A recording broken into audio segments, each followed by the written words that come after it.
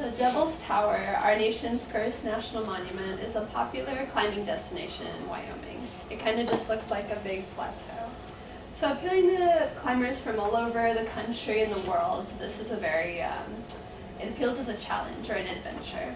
This place is also very important to 20+ Native American tribes that have lived in the area for thousands of years.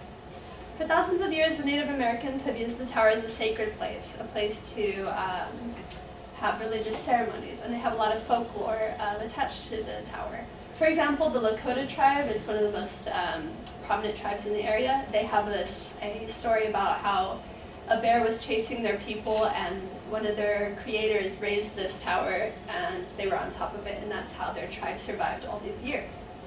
Others have different meanings, but all find it very important. Respecting other religions is very important. We wouldn't go to the Sistine Chapel or the Kaaba in Mecca and disrespect their locations that they find sacred. So why do we allow climbers to scale this tower in the month of June while the Native Americans are trying to perform their most sacred experiences? In 1995, the issue was addressed by implementing a voluntary ban, but this didn't really solve the problem completely. While the numbers did decrease, it still has shown to be rising again. So I would propose a stricter or mandatory process, such as a permit, that would reduce the conflict for climbers and Native Americans during this time. So I'll be discussing 3 reasons why a permit is the only way to reduce a unnecessary conflict that is occurring in this area. The first point I want to address is the growing number of climbers that is steadily happening during the sacred times. Data provided by the National Park Service states that in 1994, the year before the voluntary closure, 1,200 people climbed Devil's Tower. The next year, in 1995, when the voluntary ban was implemented, only 167 people climbed the tower. But now, Reed, the superintendent of Devil's Tower National Monument, states that we have asserted in the last 5 years there's been a steady incremental increase in the number of climbers in June that's not connected to just the steady overall visitation of the monument. Reed also goes on to state that most of the climbers who climb during the month of June are people who live nearby, who are locals who climb the tower almost all year round, permitting weather. But they find it okay to go against the voluntary ban even in the month of June. It's very important to put a different structure in place to stop the steady rise of the number of climbers only during the month of June, so that the numbers do not drastically rise, causing even more conflict between the two groups. The second issue I want to address is the disregard for the voluntary approaches that have already been put in place. When the issue was addressed between the Native Americans and the National Park Services, the tribe council decided that a mandatory ban wouldn't fit the way of the Native people, and they wanted people to voluntarily show respect for their culture and their sacred ceremonies. But after the disregard and the disrespect shown for the voluntary closure, the National Park Service themselves believes that a mandatory closure is the only way to satisfy both groups. Black Crow, a member of the Lakota tribe, states how painful it is to watch climbers ignore the closure. We see them climbing up there, and all we can do is watch. The National Park Service discussed that because of the rising numbers in June, they wanted to show more education as a way to solve this, but this obviously has not worked. The last issue I want to discuss is the other options for the climbers. Some of the climbers of Devil's Tower state that this is also a spiritual experience for them, and this is almost like a religious experience for them. It's their right to also climb the tower. Frank Sanders, a local who disagrees with it, says it is a constant contact with the Creator, or as we say in Alcoholics Anonymous, we say a higher power. After this, Sanders goes on to explain that he doesn't even see many Native people around anyway, so what's the big deal? But maybe if he was looking from not climbing up the tower, but maybe looking around, he would see that there's a lot of tribes who come from all over the area and camp in campgrounds and stuff just to experience this sacred place for one time in the year. And Hannah Trime, a climber in Wyoming who agrees with the voluntary closure, makes a statement by saying there's 47 other climbing locations in Wyoming alone, a lot that are found nearby. And just for 1 month out of the year, if they decided that they could go to those places to climb instead, it would satisfy both groups. And she also goes on to say that Native Americans have already lost a lot of their ancestral lands, and are continuing to lose the opportunity to perform ceremonies on the few remaining sites as tourism grows. So in conclusion, I believe a mandatory closure would bring Native Americans the time they need to practice their religious ceremonies for the month of June without conflict from climbers if this is an implemented rule. This would also be a stepping stone in the right direction, as it would show the Native people that we hear their voices and want to give them opportunities to express themselves as they have for thousands of years before anybody else arrived in the country. The climbers have other options, and they can also just climb the tower in maybe May or July. Thank you.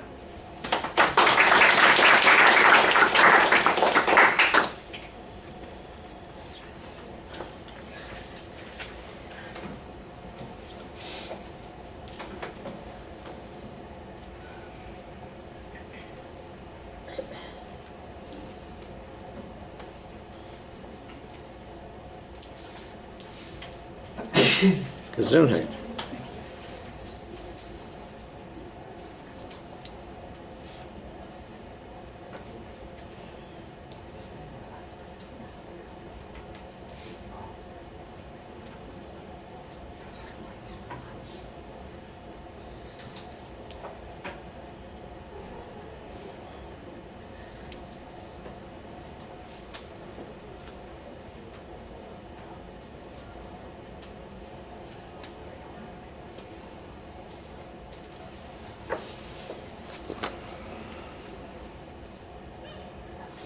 Right, Catherine, the proposition that you have is actually kind of buried after you make a claim that sounds like it's a policy claim, because your argument is that requiring a permit is the only way to resolve the conflicts that exist here, but that comes right after you say we need to do, or we ought to be doing this kind of thing and putting it into place.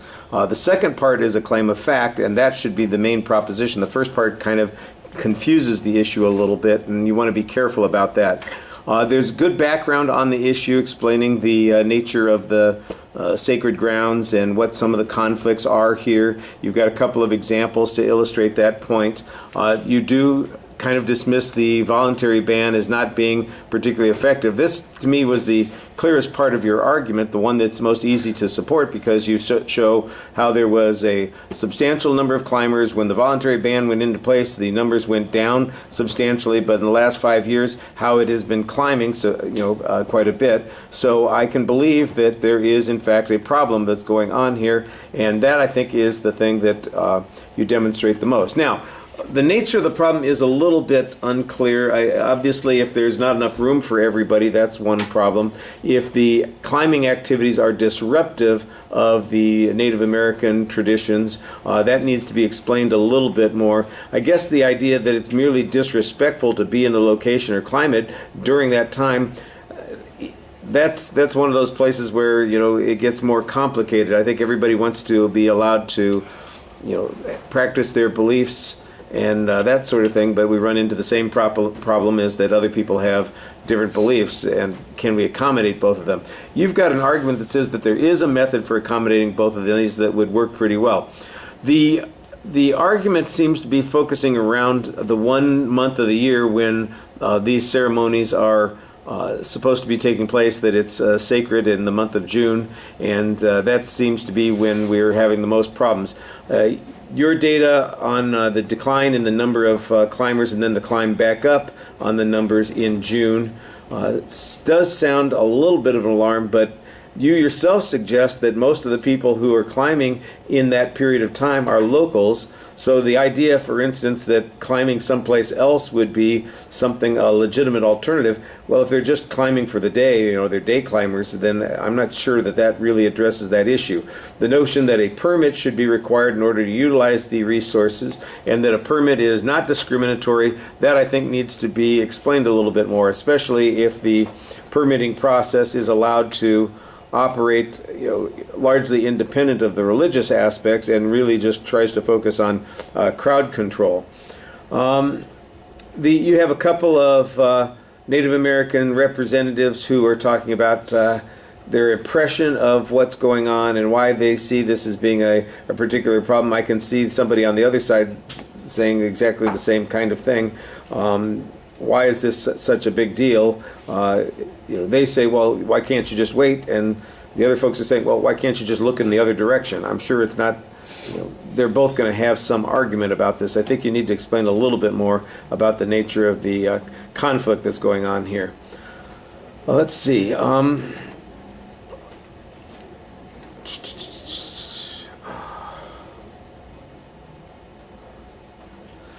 All right. Well, like I said, the testimony that you're offering is mostly the personal testimony of people in that area as opposed to authoritative testimony. There's a little bit of statistical information. You do try to cite some of the sources, but I think you could be more consistent about that. And at the end of the speech, I thought there was a pretty good summary of what it was that you were trying to accomplish, and that's always a good thing. That's a good way to finish. All right. Thank you.